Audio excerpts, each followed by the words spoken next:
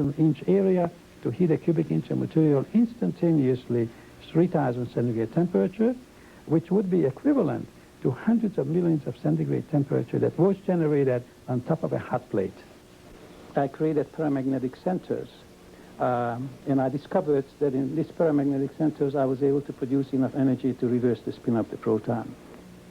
The information gained from the cold fusion experiments led Merkl to observe that the same free energy that facilitates cold fusion is also found in the cellular structures of all life forms.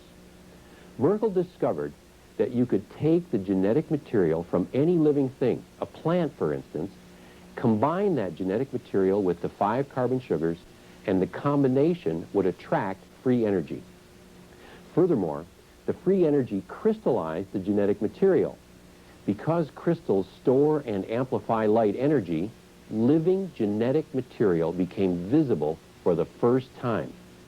This process led to the formation of what Dr. Merkl called life crystals. But there's more. Life crystals also increase the energy level of the genetic material. As this program continues, you will witness how pre-cellular organisms are energized by the life crystals, how they create factories of T killer cells to enhance our immune response and fight off disease. It should be noted that the living forms you are about to see would be invisible to the naked eye. You will in fact be looking into a sophisticated optical microscope that is magnifying the image up to 1,000 times.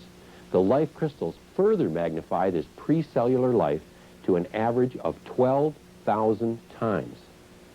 As you can see the life crystal here in action, you can see the enormous amount of energy is released as you place them into water.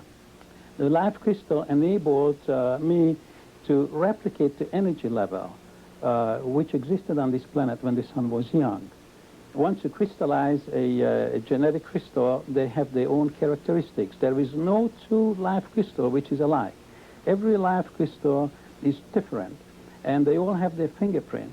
See, the engine of life, the 4-carbon nitrogen bond, which sits in the center of the porphyrin, as the nitrogen transfer the energy to the carbon, the lighter carbon is oscillating around the heavier nitrogen. It's an oscillator, it's an energy transducer. And each life transducing its own signature frequency, which frequency then sets the sequence in the DNA molecules of the adenosine, guanosine, and determining what it's going to be. And it's very interesting because every form of life have exactly the same engine, the same chemical formula.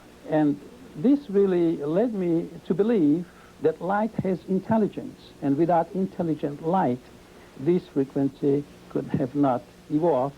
And of course, the question comes up, who put that intelligent light in there? As you know, everything is made from light.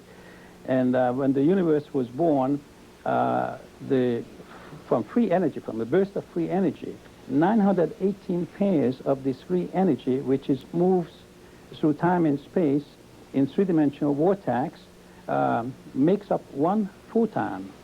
And 918 pairs of this photon braids into one electron, and 918 pairs of this electron braids into a neutron. And that's how free energy was molded into light, and light was molded into matter. And of course, this matter then filling the cores of our suns and stars, and that's how the planets and life evolved. And basically, light has intelligence, and whoever put it in, whether you want to call it the breath of the universe or the breath of God, it's up to the individuals what they believe. These are just genetic soup with live genetic components. They're rocking and oscillating.